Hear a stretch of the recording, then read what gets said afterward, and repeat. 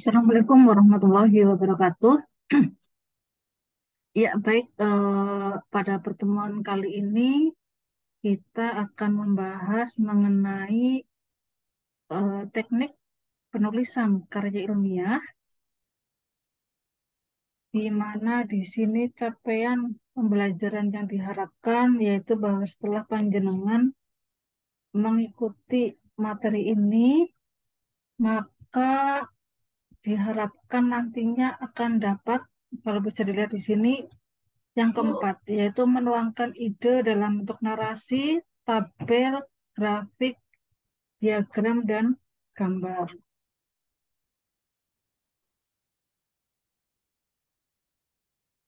Baik, langsung saja materi tersebut semuanya tercakup pada materi tentang teknik penyajian data.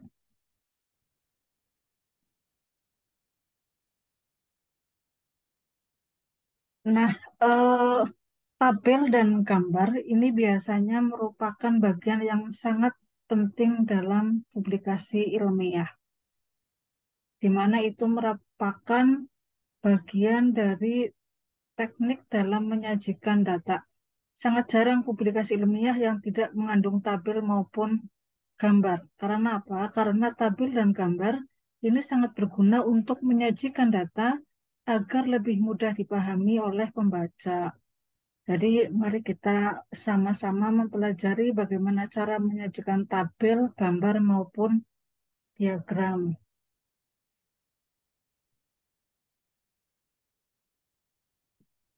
Kita mulai dengan tabel ya.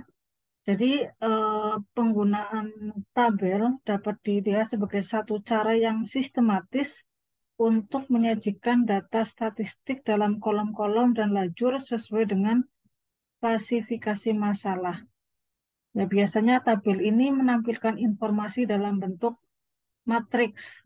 Nah, tampilan data atau informasi yang ada di dalam tabel atau matriks itu dibuat dalam bentuk baris dan kolom. Tabel akan menyajikan data yang diklasifikasikan secara sistemik dalam jumlah menurut kesatuan tertentu. Tabel yang baik haruslah sederhana dan dipusatkan pada beberapa ide. Jika kita memasukkan terlalu banyak data dalam suatu tabel, maka juga akan dapat mengurangi nilai penyajian tabel. Jadi lebih baik menggunakan banyak tabel daripada menggunakan sedikit tabel tapi isinya terlalu padat. Nah, tabel terdiri dari nomor tabel, judul yang bisa dibilang ini adalah identitas dari suatu tabel. Kemudian di situ ada baris dan juga kolom. Nah, dari tabel nanti misalnya kita ada judul, maka judul itu akan dapat merefleksikan secara singkat dan jelas mengenai pokok yang terkandung dalam suatu tabel. Nah, kita lihat di sini tabel ini contohnya tabel yang ada dalam artikel ilmiah atau manuskrip berjudul Ecological Risk Assessment of Persistent Organic Pollutant in Surface Sediment from Aquaculture System. Ini hasil publikasi saya sendiri. Kita lihat. Nah, ini dia tampilan dari suatu tabel yang saya ambil dari artikel tersebut. Kita lihat di sini, tabel mengandung nomor ya, nomor tabel, tabel 1. Nah, jadi tabel harus dinomori untuk menunjukkan identitas dia. Lalu di sini ada judul tabel. Judulnya adalah Concentration Rank of OCP and PCB in Surface Sediment of Shrimp Pond of the Northern Coast of Central Java. Nah, ini adalah judul tabel. Nah, dari judul ini sudah kita dapatkan satu gambaran bahwa tabel ini isinya adalah rentang konsentrasi dari OCP dan PCB pada permukaan sedimen dari tambak udang di pantai utara Jawa Tengah. Nah, rentang konsentrasinya adalah konsentrasi itu kandungan gitu ya. Kita lihat di sini. Ada yang di Brebes sekian, di Tegal sekian, Pemalang sekian, Pekalongan sekian. Sekian apa? mikrogram per kilogram. Itu itu sudah dapat gambaran kita. Lalu kemudian baris, mana baris? Ini adalah baris. Ya, dari kiri ke kanan itu baris. Lalu ada kolom. Ini kolom. Ini kolom. Ini kolom. Ya. Kolom akan mengandung judul ya. Misalnya ini chemical family. Ini grup kimianya ya, maksudnya gitu. Ini apa menunjukkan apa? Kolom ini menunjukkan senyawanya. Kolom ini menunjukkan apa? Rentang konsentrasi untuk daerah Brebes, Tegal, Pemalang, Pekalongan, gitu ya. Kalau satu daerah saja ya cukup di sini gitu. Karena ini ada berapa? 4 lokasi, maka dibuat apa tuh judulnya itu double gitu ya. Seperti itu. Itu isi dari sebuah tabel. Nah, dalam sebuah tabel ya kita juga harus perhatikan bahwa tabel itu tidak berdiri sendiri ya, tetapi ada narasi di dalam teksnya.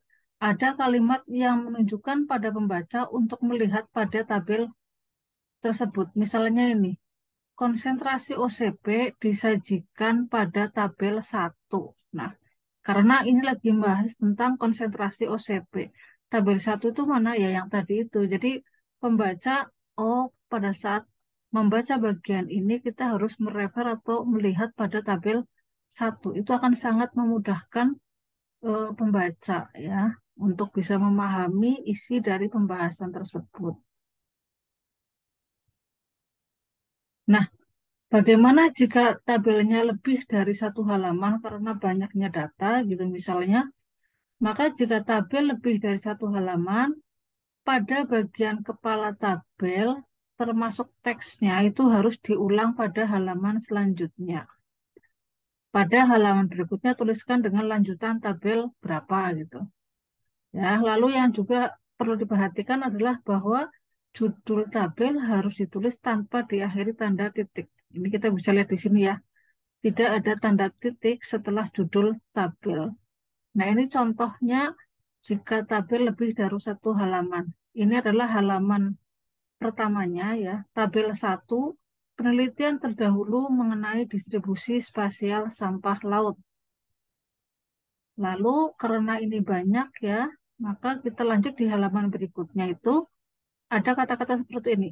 Lanjutan tabel 1. Penelitian terdahulu mengenai distribusi spasial sampah laut. Isinya terusannya dari yang tadi ya, di berbagai tempat. Ini di pesisir pantai Tasik Ria, pantai Takalar, Laut Cina Selatan, dan seterusnya. Nah, bisa juga dituliskan dalam model seperti ini. Penelitian terdahulu mengenai distribusi spasial sampah laut dalam kurung lanjutan. Nah, hal itu juga diperbolehkan. Biasanya tergantung permintaan dari jurnal yang kita tuju. Lalu bagaimana jika tabelnya kita kutip dari artikel lain atau buku atau sumber lain? Nah, ini bisa kita lihat di sini. Ya, jika tabel diambil dari sumber lain, maka wajib diberi keterangan mengenai apa? Nama akhir penulis dan tahun publikasi. Misalnya ini, tabel 4 mengenai sistem klasifikasi sampah laut. Ya, ini tabel yang diambil dari mana? UNEP 2009. Maka kita harus mencantumkan sumbernya di sini. Ini bukan hasil penelitian kita. Ini adalah eh, klasifikasi sampah yang dijadikan sebagai acuan ya. Ketika ini hasil penelitian mahasiswa saya, begitu, bimbingan saya.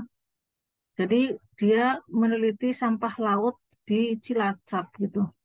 Nah, untuk meneliti sampah laut, dia membuat klasifikasi sampah-sampah itu dengan mengacu pada ketentuan dari UNEP ya. Ini ketentuan secara global ya di dunia, hampir semuanya mengacu ke sini. UNEP 2009. Nah, tabel itu diambil dari UNEP 2009. Maka harus dicantumkan pada bagian bawah tabel.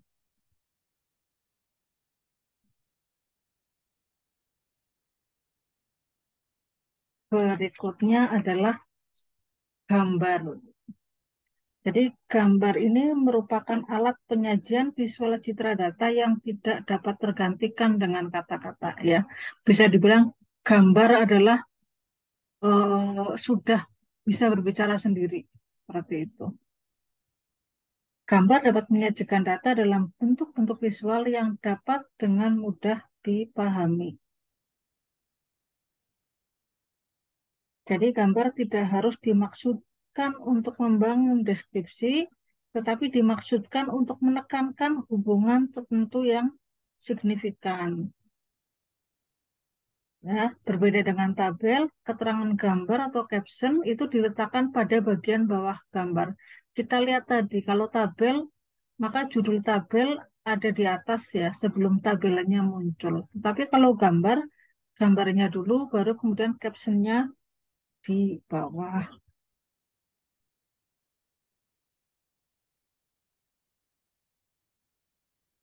Gambar ini memiliki kekuatan luar biasa untuk bisa mengenali pola visual ya, dan dengan cepat mengubah fokus dari gambar besar ke detail kecil. Nah, nanti gambar itu kalau dalam suatu karya ilmiah dapat berupa grafik, bagan atau skema, kemudian diagram. Gambar juga dapat berupa foto dan gambar lainnya. Nanti kita akan lihat apa bedanya dengan grafik, bagan, dan diagram. Nah, ini dia grafik. Ya, grafik adalah gambaran naik turunnya suatu keadaan dengan garis atau gambar. Bisa berupa naik turunnya hasil, data statistik, dan sebagainya. Nah, isi grafik dapat diketahui dari judul grafik dan data grafik yang dituliskan pada grafik tersebut. Ya, nanti kita lihat contohnya. Lalu bagan, apa yang dimaksud dengan bagan? Jadi bagan adalah gambaran atau sketsa untuk memperlihatkan atau menerangkan sesuatu. Biasanya berupa tahapan-tahapan pekerjaan, tahapan suatu penelitian, ya, itu yang biasanya dalam satu karya ilmiah. Lalu berikutnya adalah diagram. Diagram adalah gambaran untuk memperlihatkan atau menerangkan sesuatu hal. Nah, biasanya diagram dapat berbentuk lingkaran maupun batang. Hal yang digambarkan dalam diagram dapat dilihat dari judul dan data yang terdapat dalam diagram. Sekarang kita lihat untuk yang grafik ya. Pertama kita lihat grafik. Jadi tadi grafik biasanya menunjukkan tren naik turunnya sesuatu. Nah, ini adalah contoh data saya, eh, data data tentang pertumbuhan udang ya. Ini pertumbuhan udang dari mulai tanggal 19 Juni sampai dengan 5 Juli. Ini contoh saja. Jadi 19 Juni itu umurnya 1. Berikutnya sampai dengan umur 17 hari ya. Umur dalam hari. Lalu pertumbuhannya dalam bentuk berat. Beratnya kita timbang berapa gram gitu ya. Nah, ini kan menunjukkan tren kenaikan ya. Kalau seperti ini, maka grafik akan sangat bagus dibuat dalam bentuk grafik lain seperti ini. Pada sumbu X, kita akan menuliskan hari, ya, hari ke-1 sampai dengan hari ke-17. Lalu pada sumbu Y, kita menuliskan berat udang dalam satuan gram. Nah, dari grafik seperti ini akan sangat terlihat bagaimana pertumbuhan dari udang. Ini akan lebih terlihat jelas dibandingkan kalau kita melihat tabel. Jadi kadang-kadang perlu kita pilih data itu sebaiknya kita tampilkan dalam bentuk tabel atau dalam bentuk grafik. Nah, dalam konteks ini ya, kalau datanya seperti ini maka grafik adalah pilihan yang paling tepat. langsung kelihatan. Tanpa kita berpikir mencermati angkanya satu-satu, langsung kelihatan grafiknya kan naik seperti itu. Ya. Nah, ini juga contoh dari grafik. Ini adalah grafik mengenai volume sampah di Kota Semarang. Ini data dari BPS tahun 2005. Ya, nah, di sini juga grafik ini menggambarkan apa tren kenaikan ataupun penurunan berdasarkan waktu, ya, diambil dari data BPS tadi. Maka ini juga akan sangat membantu kita untuk melihat secara langsung, memahami secara langsung bagaimana sih volume sampah di Kota Semarang. Dari grafik ini akan langsung terlihat bahwa tahun 98 ini volumenya berapa? 3.700 kilogram per hari. Kita kadang butuh angka, tetapi sebenarnya yang ingin kita lihat di sini, yang ingin dibahas, pasti fokusnya kepada bagaimana pola datanya. Jadi kadang dia mengalami penurunan, berikutnya volume sampah semakin naik sampai dengan tahun 2003. Lalu 2003 ke 2004 ini stuck sama, lalu 2005 volume sampah naik lagi. Ya. Jadi pasti si penulis ini akan membahas mengenai pola pola datanya atau pola volume sampahnya gitu. Dia mulai penurunan, kemudian kenaikan ya. Biasanya ini terkait dengan jumlah penduduk pastinya. Nah, ini contoh jenis grafik lain tadi ya, yang saya pakai misalnya untuk pertumbuhan udang. Ada banyak sekali jenisnya dan bagus-bagus sekali ya. Kita bisa lihat di sini. Ini contoh yang saya ambil dari BPS ya. Jadi tinggal kita memilih mau yang seperti apa. Nah, lalu bagaimana dengan bagan? Ini adalah contoh dari sebuah bagan. Ini bagan alir kerangka penelitian yang saya buat untuk penelitian saya, begitu ya. Jadi di sini menjelaskan urutan pekerjaan yang akan saya lakukan dalam penelitian itu. Bagan biasanya berupa kotak-kotak seperti ini gitu ya. Sehingga ini kalau dikata-katain, kalau dibuat narasi itu panjang sekali, berlembar-lembar. Ini lebih dari 5 lembar gitu untuk menjelaskan bagan ini. Biasanya ini akan bisa dimunculkan sebelum kita menjelaskan tahapannya satu demi satu.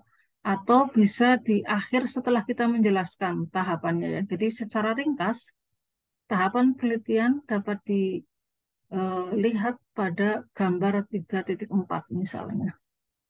3.4. Kadang penomoran bisa seperti ini ya. 3 itu menunjukkan bab atau yang lebih besarnya, 4 itu sectionnya gitu. Jadi kita lihat di sini bahwa sampel yang diambil adalah sampel air dan sampel sedimen. Dari situ kemudian saya ambil bakterinya, bakterinya kemudian ditumbuhkan. Setelah ditumbuhkan, diseleksi mana yang paling potensial. Lalu dari 5 isolat yang potensial tadi yang terpilih akan dibuat konsorsium atau kelompok ya. Kelompok konsorsium 1, konsorsium 2, konsorsium 3, konsorsium 4, dan seterusnya. Ini adalah menjelaskan tahapan penelitian. Seperti itu. Kalau bagian biasanya lebih ke situ. Lalu diagram. Diagram ini merupakan gambaran untuk memperlihatkan atau menerangkan sesuatu. Ya, diagram dapat berbentuk lingkaran dan juga batang, gitu. Sama seperti grafik tadi ya. Tetapi apa? Tetapi ini biasanya hanya tadi menggambarkan data, ya, menggambarkan data atau menerangkan data. Misalnya ini adalah diagram pie, ya, pie. Gambar ini menjelaskan mengenai komposisi sampah laut di Indonesia, di mana didominasi oleh sampah plastik sebesar 41%. dari keseluruhan komposisi sampah laut di Indonesia. Ya, jadi ini tidak menunjukkan tren apapun, tren dari tahun ke tahun atau tren apa ya pola pertumbuhan misalnya atau pola eh, kenaikan saham misalnya kalau dalam bidang ekonomi gitu ya. Nah, ini hanya ingin menunjukkan bahwa yang biru ini ya komposisi sampah laut Indonesia pada tahun 2019 itu 41% itu adalah apa plastik gitu ya plastik. Kenapa kita tahu plastik? Ini gambarnya biru ada di sini. Ya, jadi ada keterangan di situ. Lalu yang 19% ini apa sih? Oh, ternyata dia adalah kayu. 29%, oh, bahan lainnya. Seperti itu. Itu hanya berupa informasi seperti itu. Itu adalah diagram. Atau seperti ini. Ini adalah gambar komposisi sampah di Indonesia berdasarkan jenis ya. Misalnya seperti ini. Maka kita bisa melihat di sini, ini juga tidak menunjukkan tren apapun gitu ya. Ini bentuknya sama kayak grafik ya. Misalnya ini, sampah organik. Sampah organik ternyata ini yang paling tinggi ya. Diikuti dengan plastik, kertas, karet, logam, kain, kaca, dan lainnya. Seperti itu. Nah, ini contoh jenis diagram. Bisa berupa kolom ya, dan bentuknya batang. Banyak sekali contoh atau diagram batang yang bisa kita pakai. Ini juga saya ambil dari BPS, ya tinggal dipilih mau yang mana kita sesuaikan. Nah, kalau ini jenis diagram yang pie tadi seperti yang saya pakai, tapi dengan banyak sekali variasi. Kita lihat di sini cantik-cantik sekali dan orang akan lebih tertarik dengan seperti ini tinimbang membaca narasi seperti itu ya. Jadi ini pentingnya kita menyajikan data dalam bentuk diagram. Kalau narasi semua itu pasti akan sangat membosankan. Nah, kalau yang ini diagram jenis scatter ya. Scatter ada pola positif, ada pola negatif, ada pola yang tidak memiliki hubungan. Ini regresi positif. Seperti itu. Nah, lalu bagaimana menyajikan gambar dalam suatu karya ilmiah? Ya, jadi ini ada beberapa aturan yang saya kutip dari tulisannya Nur Tanjung dan Ardial, Pedoman Penulisan Karya Ilmiah, dan mempersiapkan diri menjadi penulis artikel ilmiah.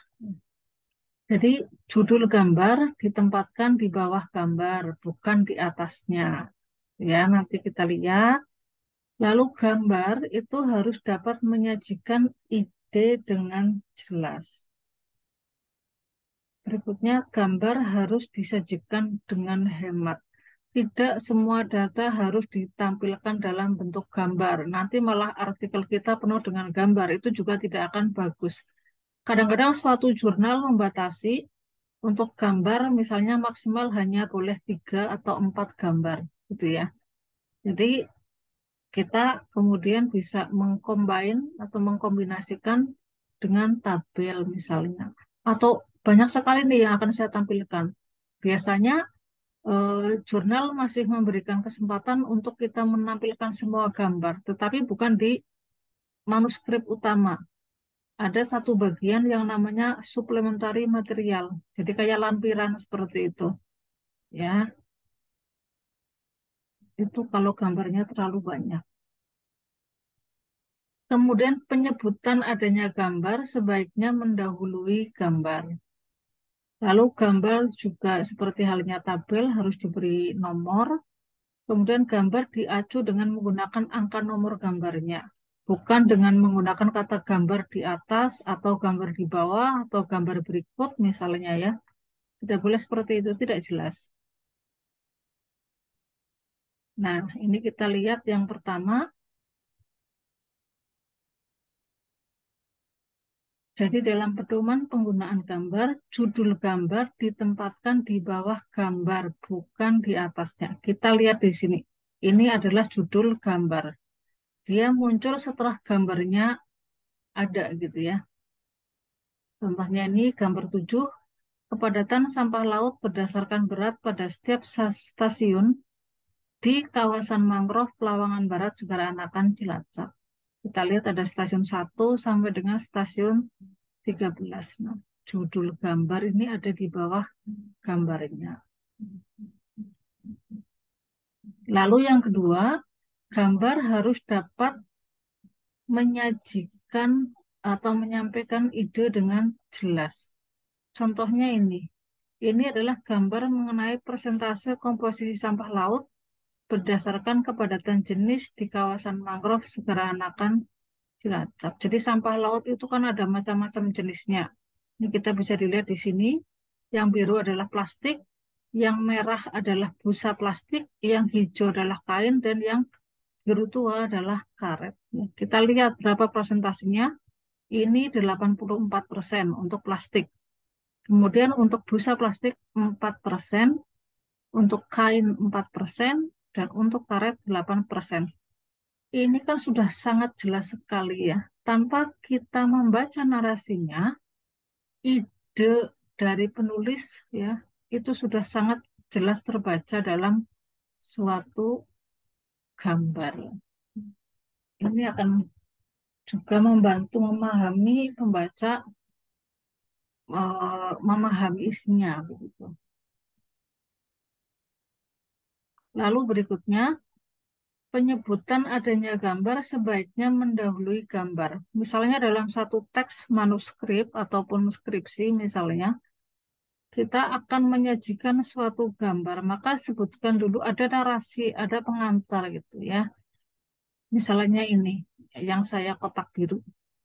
Nilai kepadatan sampah laut berdasarkan berat di setiap stasiun ditampilkan pada gambar 7. Jeret, muncul gambarnya.